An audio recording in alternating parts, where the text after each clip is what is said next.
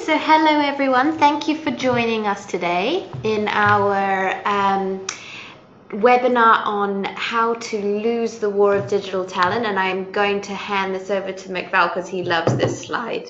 All right, well, I already animated, but it's not actually how to lose the war on digital talent. But okay, wait, I'll go back and do it one more time. All right, so it's actually how to win the war on digital talent. I know that's really nerdy of me, but this was something that we put together as part of a larger quarterly report that Katie will be talking about in a little bit.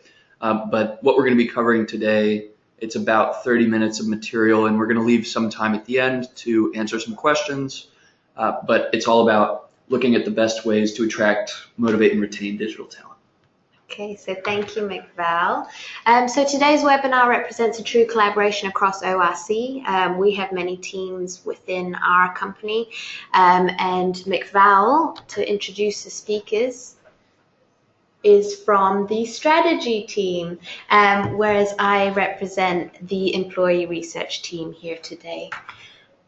All right, so yeah, I just wanted to talk a bit about what my role is. So the strategy team does a lot of work with employee research as well as the kind of the customer-facing side of research. As you can tell from my accent, I'm not from around here.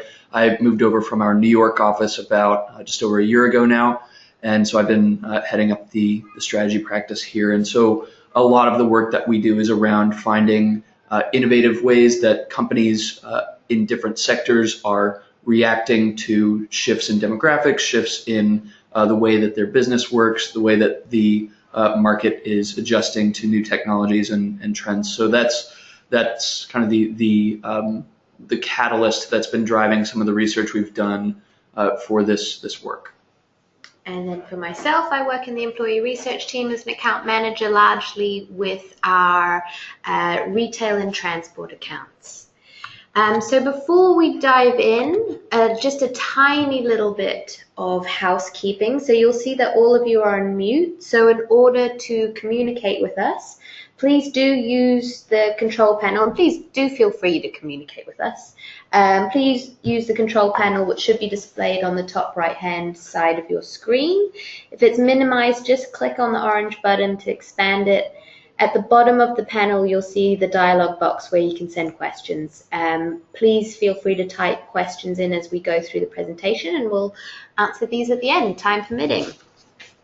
So before we dive into the hot topic of digital talent, we just wanted to share a little bit about us. So here at ORC, we believe that every organization we work with, and indeed every organization themselves, are on a journey in the pursuit of true intelligence. Now, before you say, Katie, what on earth does that mean? Well, let me explain. So the companies who partner with us are on a journey, and as your partner, we're by your side. And we believe that we understand what needs to be accomplished in both the short, mid, and long term. And for us, this is the very ethos which forms the foundation of true intelligence. So to revisit a metaphor for companies looking to win the war against, well, not against, rather, for digital talent. Depending on what side you're on. Exactly. Optimizing today could be as simple as understanding what digital talent means for your organization, which we will go into in a moment. Differentiating for tomorrow could mean understanding what does and what will differentiate you from the competition, and perhaps even anticipating what will differentiate you tomorrow, and anticipation of trends and market disruptors. Realizing the future will hopefully be answered at least in part by today's presentation, and if it hasn't, please do send some questions at the end. So first off, what do we mean when we say digital talent? So over the next few slides, we'll be talking about the growing need for digital talent in the workplace and the barriers to finding that talent. We'll also be outlining some high-level findings on best practices on how to attract, motivate, and retain digital talent. But first of all, what on earth do we mean by it? So for the purposes of this presentation, and indeed for the report which we which supplements this presentation, we define digital skills as the beg your pardon, sorry, we've just had a little, there we go. We will define digital skills as the attributes that allow employees and businesses both to use digital equipment and to access, create, or share digital information via the internet and thereby benefit from opportunities in the modern economy. And I just wanted to jump in there and say, so this definition is purposefully broad. What we found is, given the shifts in business across all industries, really, and globally, there is this kind of sea change when it comes to how organizations are thinking about interacting with their employees and interacting with their customers and providing value to their customers, and that really does require that every organization, no matter what industry or sector you're in or region, implements and integrates some type of digital transformation and some type of digital talent platform. So that's, again, we will be drilling down a little bit more, but it is purposefully broad. Obviously, for specific sectors, there are areas where there need to be more direct focus depending on background and skill set. But this is, again, purposefully wide angle view to start the conversation. Exactly. So this definition is all inclusive, but it's deliberately so. So we are rapidly moving towards a future in which, as McVal touched on, we will all need to have at least some of these skills in our repertoire. So to visit some pretty mind-blowing statistics, more than 4 million jobs have already been created to support big data, and what isn't shown on the screen is that it's anticipated that actually only about a third of these positions have been filled already. So there's already this huge gap between what's required and what's available.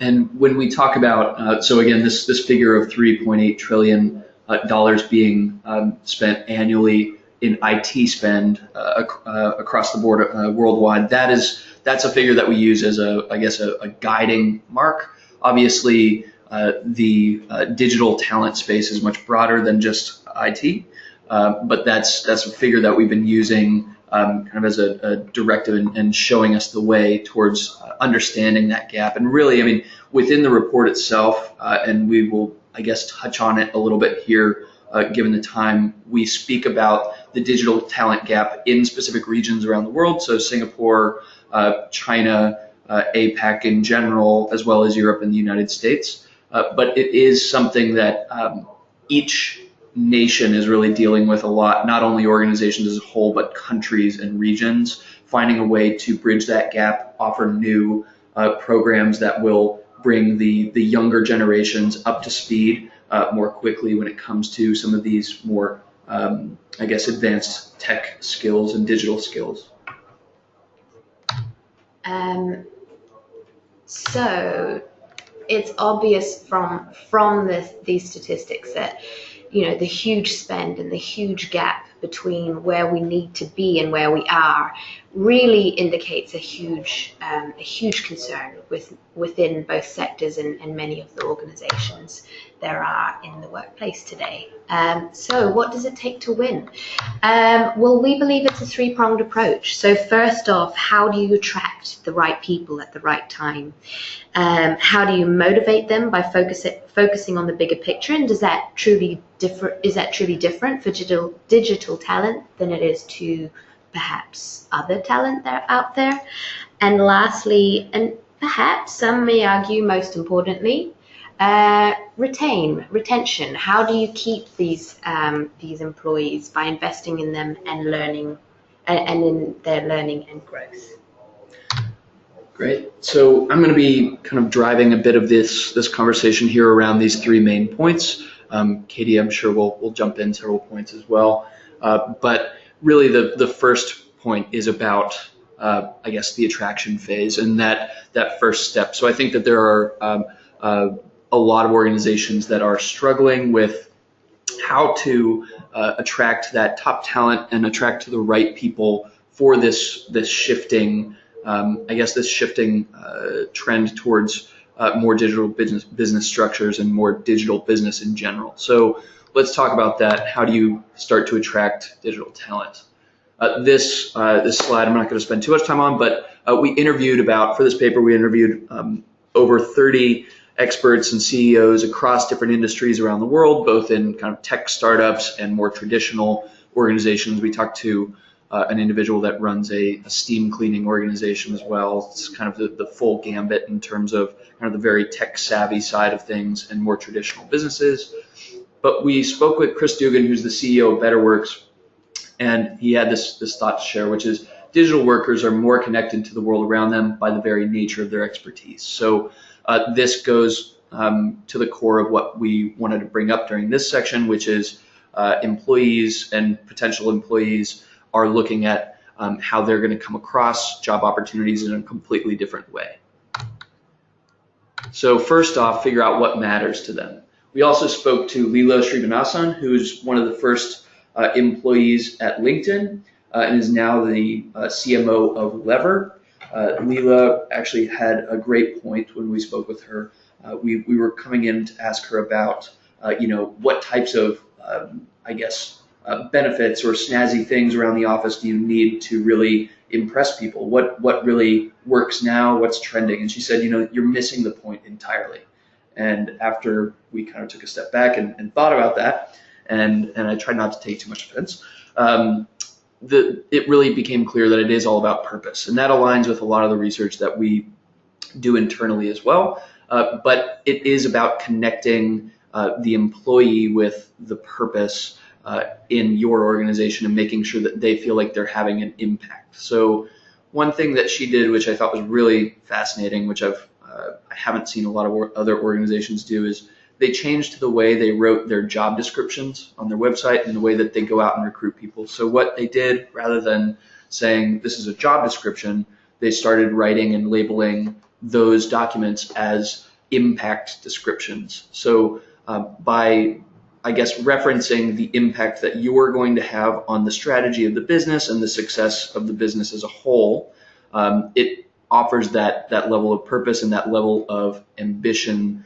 and connection between the employee and the organization itself. So that was something that we thought was really unique, that could be implemented relatively easily across different organizations to connect those that are in this new digital talent space to the overall purpose of an organization. Know where your talent looks. So I mentioned this before. Chris Dugan mentioned this in his quote, but most digital talent in those kind of younger generations, but across generations overall as well, tend to look at job opportunities through a variety of lenses and through a variety of channels. Now, this is research that we've done internally at IORC through the employee research team. You will notice that kind of the old tenets do hold true relatively. So just over half of all potential employees find out about an organization by speaking to existing employees. But that being said, a lot of those interactions are happening in digital platforms through digital media. What's interesting is that a lot of organizations themselves are focusing heavily on the digital platforms. So that's something to keep in mind as well. So know where the employees are looking, which is oftentimes looking at those existing employees, but then be aware that there are areas such as the growth of online digital platforms like LinkedIn. Again, this dovetails nicely into the third point, which is use the right tools. This was a survey that was done across 2,000 HR and talent acquisition experts around the world, and they were talking about kind of the new influential channels that they were going to be looking at to attract new talent in their areas. The main channels that they're focusing on are digital channels. So finding out how to connect with that kind of top talent, top digital talent through online digital platforms. Obviously, things like LinkedIn, Facebook is actually being used more frequently. mobile campaigns are also being used more frequently as well. Isn't that fascinating? That despite the fact that still half of prospective employees come from speaking to other employees, how much effort is being invested in online campaigns? And so so that brings up another point, which is kind of the trend of, or almost the Glassdoor research syndrome, which is employees, say you're a prospective employee and you're trying to find out more about an organization, but you don't know anyone that works there currently, you're still going to trust a digital resource like Glassdoor more than you would trust an HR rep from the organization reaching out to you on LinkedIn. You're going to trust those honest comments given potentially anonymously, but you would trust those more than you would having someone with a vested interest in the organization itself. They want this transparency. They want that kind of level of openness. So it is. I mean, there is exactly what Katie was talking about. That level of a bit of a gap in understanding between organizations trying to push out a lot of content and media, but missing the point of keeping their employees engaged so that they act as good mascots for your business. So number 4, ask the right questions. These are questions that you need to be asking internally, not of your potential employees, but make sure, I think a lot of organizations forget this, make sure that you are doing an audit of your own digital footprint, understanding what employees see when they search for your business online, your team online, and then really understand the experience that they have when they interact with your brand. Do they feel overwhelmed? Do they feel that they can trust the information? What level of brand engagement do they have with your brand currently? And finally, adapt your process. So this is somewhere that we see organizations falling down a lot, unfortunately, which is during the interview process. So say you have this very seamless talent acquisition funnel online that you're leveraging.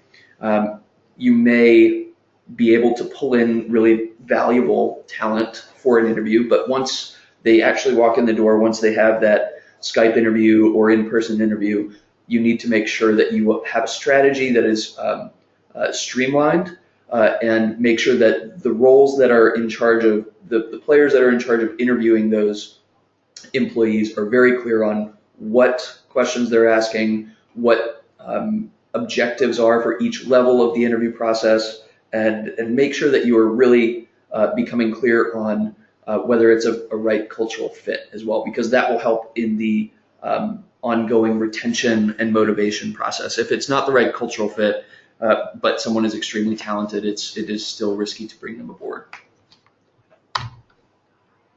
So let's get to the second point, motivation, which I think is, again, a really challenging part of this process, especially for digital talent, because digital talent is often siloed in an organization, and they find it challenging to sometimes align with the strategic purpose of an organization. So how do you motivate these teams on an ongoing basis? This is a quote from the CEO of Expensify, which is the fastest growing tech-run expense processing company in the world right now. They're based out of the Silicon Valley. But David Barrett, we were speaking to, he got in a little, I think has some really fascinating ideas about the hiring process. Their organization is probably around just over 100 employees now. They've been growing rapidly, but also maintaining a very high level of talent within their organization. So he said, really good people are always incredibly in demand. Anyone that's truly amazing only has to look for a job once. And the reasoning and the insight behind that is if you hire talent, I guess, early on, and they're extremely driven and they're purpose driven, and they have objectives for themselves and they're ambitious, they will be shining stars within your organization. And if anything, they will be recruited out of your organization. They will never be without a job. So it's really about finding ways to make sure that they connect with the purpose of your business and stay motivated and continue the to grow within your organization as much as possible. So times are changing, transformation is happening. I'm going to start reading down the column on the left-hand side. So really there needs to be this shift to a more digital-ready culture. I think that digital talent as a whole is not unique to any other type of talent in this way, but digital technology is actually enabling this shift in business across the whole, which therefore means that most organizations to be successful and to remain competitive need to embrace this shift in culture. So in the old world, organizations used to be very hierarchical, top-down, internally competitive, so very siloed business models that different teams are competing against one another, results-focused, afraid to fail, inwardly focused, and employees imposed upon by those higher management levels and C-suite executives, stakeholders, very little transparency. What we're trying to get to, and what organizations that have done digital transformation well and that have embraced digital talent in this new format, talk about communication and collaboration in a completely different way. They talk about breaking down those silos and breaking down barriers, having more purpose-focused conversations, and having basically just more talk, more communication, talking about what the objectives are, not just within your team, but within the organization as a whole, and then really celebrating opportunities to conduct rapid tests. So agile software development, which is kind of that closed loop feedback, putting out a minimum viable product very quickly, testing it with customers and bringing it back. That mirrors almost identically how organizations should be thinking about getting feedback from their employees on a regular basis to make sure that they're still engaged and motivated within an organization. Focus outwardly, so most really digitally savvy organizations are embracing this idea of customer centricity, which requires employee motivation and requires the employees to be, engaged in the success of their business as a whole and feeling that those employees are empowered to make change. Again, to motivate talent, we decided to focus more broadly on what motivates talent overall.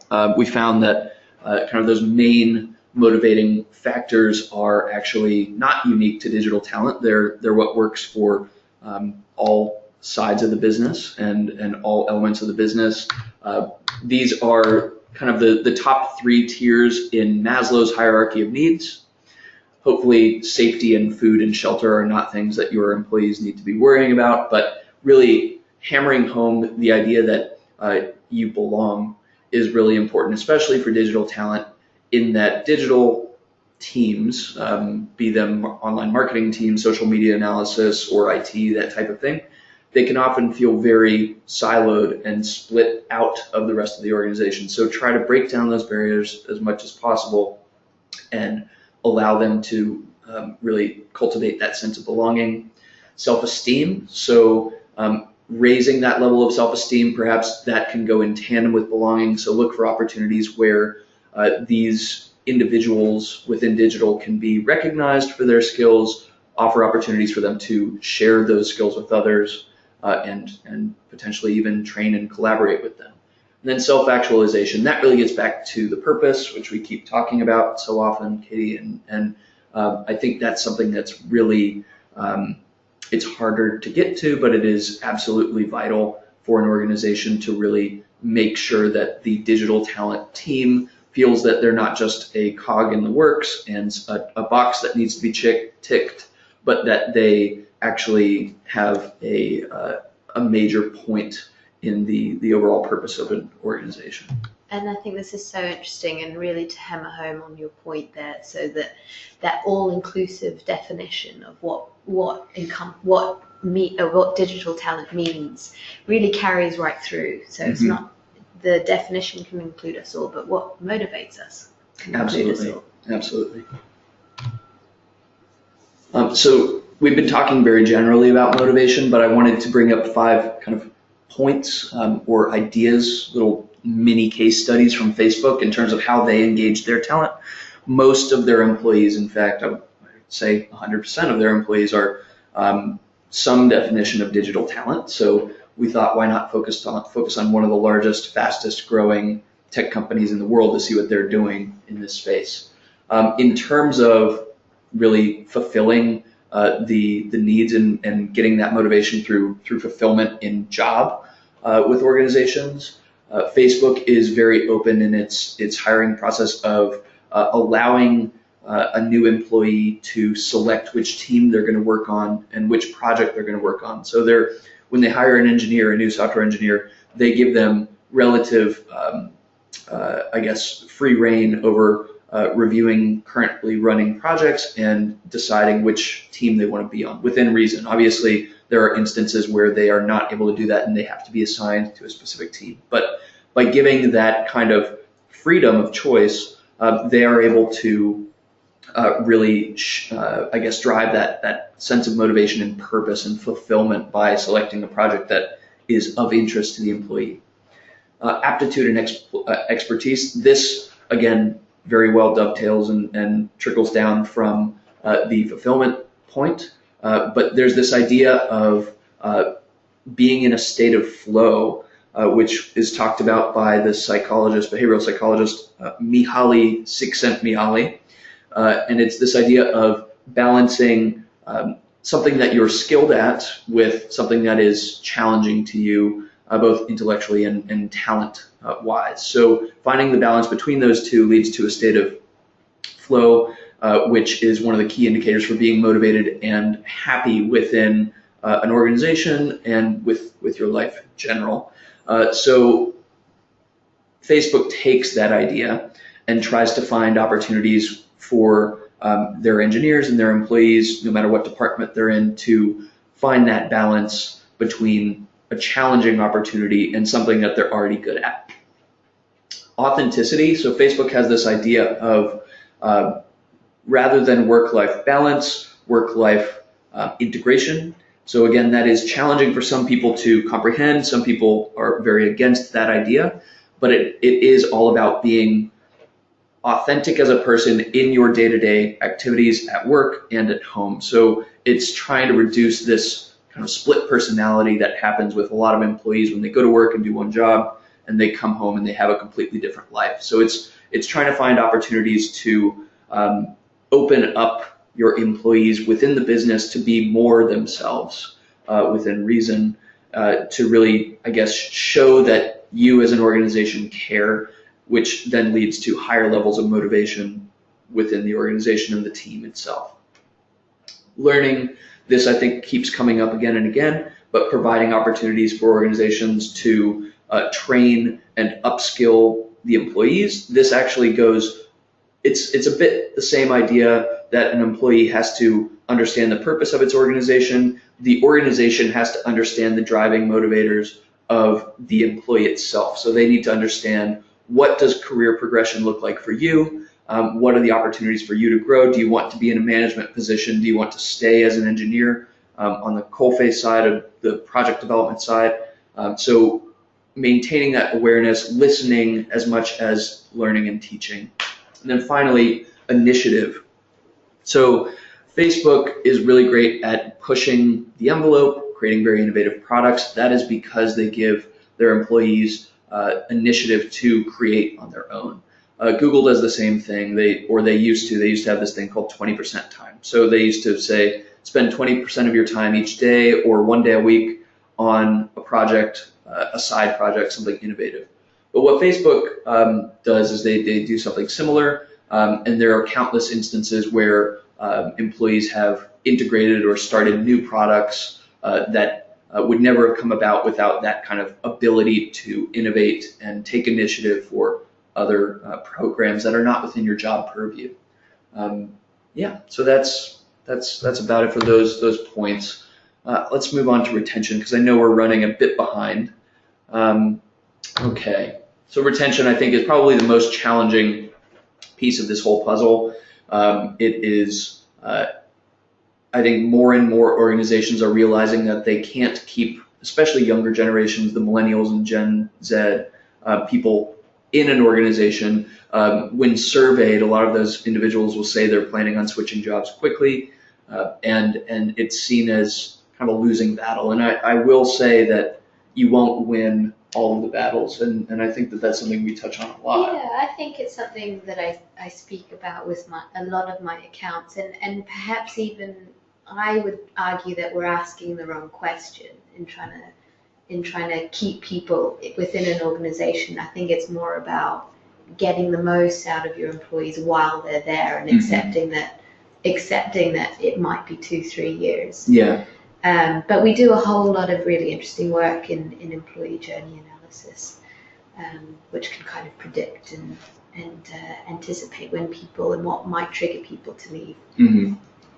So yeah, so I won't spend too much time on this slide, but yeah, it's basically the idea that employees are leaving more frequently. The best you can do is really appreciate them while you have them, and try to take full advantage of their interest in your work while they're there. So again, it is becoming harder to retain digital talent. 2/3 of millennials expect to have a new job by 2020. I think it's over half of the millennials in a management position expect to have a new job within 2 to 3 years. Now, I'm a millennial and I've been at IORC for about 4.5 years, so I don't know what that says. If I'm a bit not the average, but yeah. So I think there's definitely an issue. There's definitely it's an issue, but not a problem, because it's something that we are just going to have to learn to accept, and it is the changing role of business. So let's say you want to try to retain as best as possible. The first step is really starting with the right people. So being as, rigorous as possible in terms of defining the culture that you want, defining the purpose that you want, and defining what the best candidates look like to you. The next step is to really hire early. You can get the best talent by focusing on looking at those kind of early stage employees with the right skill set based on what you've already defined as your ideal candidate. So, a lot of the CEOs of tech companies that we spoke with said we aggressively, and this is the same for Fortune 500, FTSE 250 companies as well, big management consulting, manufacturing companies, all of them recruit extensively from top universities, looking for those senior players in those areas, because you can get them relatively cheaply, and the issue there is that they're very ambitious, so it might be even harder to retain them. So again, hire early and work to be very selective with those that you hire early. Make sure that there is this cultural fit as much as possible. A lot of those young hires, they're still changing a lot.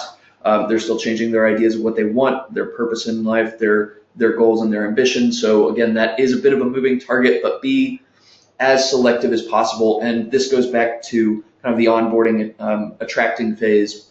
When you are talking about the recruiting process and the interview process, be as rigorous as possible in that early stage and make sure everyone that is interviewing a candidate knows their roles. And finally, invest in that talent, right? So as Katie mentioned, we're not going to be able to keep everyone. In fact, it will be a challenge if you manage to keep 30% of your employees, your younger employees, in this space for more than 3 to 5 years. But really do make an investment, show that you value them. This goes back to the idea of investing in learning and mentorship and kind of career planning for those employees. This isn't just, as we mentioned in a quote from Leela Srinivasan earlier, this isn't just about the foods tables. This is about providing benefits that actually resonate with your employees and make them feel valued as people. The next step is really making connections between work and business. So this 65%, so nearly 2/3 of employees feel most loyal towards businesses with purpose. This was actually a study that was done by one of our sister companies, Calling Brands here in the UK. And they did this study to talk about purpose. Purpose keeps coming up during this process, but employees do feel more connected when they resonate with the goal of the organization. So link your employee and company objectives together, make sure that they align, especially in that initial identification and attraction phase of the employee, and make sure that once they're on board, they maintain that alignment. Again, it is a moving target. And then help them find their purpose as much as making sure that they understand your purpose. Be as communicative as possible in that kind of high level way. So this next point is all about driving collaboration, investing in your employees, and being as fair as possible. So really try to increase the level of communication sharing just in general. So not only between line managers and their employees, but inter-silo and intra-silo, so breaking down those barriers as much as possible. This goes back to kind of the closed loop feedback system. So be iterating as much as possible and trying to shift the conversation in new ways. So again, investing in your employees will help to improve retention as well. So look at investing in new training regimens and platforms, opportunities for them to engage with other members of their team outside of the normal business environment, and again, look for those kind of value adds. But it's not just about the simple benefits, the end of the year parties and things like that. And then be fair. The main thing that we really found as a major factor towards retention as well was transparency, and this idea of being as transparent as possible.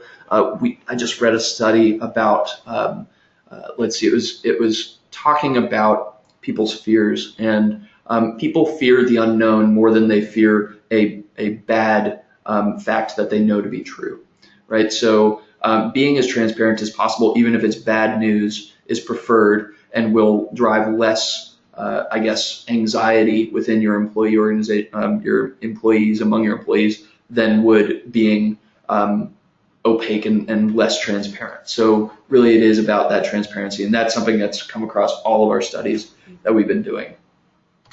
We live in a society with no more secrets. So. Exactly, gone are the day of closed books. Yeah. Okay, so thank you everyone for joining today. We've covered a huge amount of topics. So in a really brief attempt to summarize in 3 points to mirror the three-pronged approach, it's about starting with the right people at the right time, focusing on the bigger picture. The word purpose has come up a lot today, and that's for very good reason. And lastly, going forward, investing in learning and growth. So how, in an attempt to retain, even if for a shorter while, the top talent. Now, normally, if we were all sitting here in the same room, I would be really mean and ask you all questions. But instead, what I'm going to do today is hopefully just leave you with a little bit of food for thought with some further questions. So I'd love to hear, even if it's via email or phone call afterwards, what digital talent means for you. That could be as an individual or as an organization. I'd love to hear your challenges. What do you think it's hardest to attract, motivate, or retain talent? And lastly, and this is a big question, so I would expect big answers, are you winning the war for digital talent?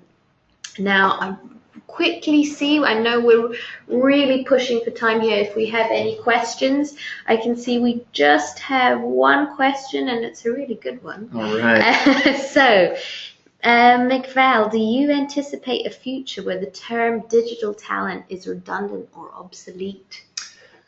I think that the word digital is something that will need to be defined more carefully, because we live in a world where almost everything is digital and it is losing its meaning. Mm-hmm.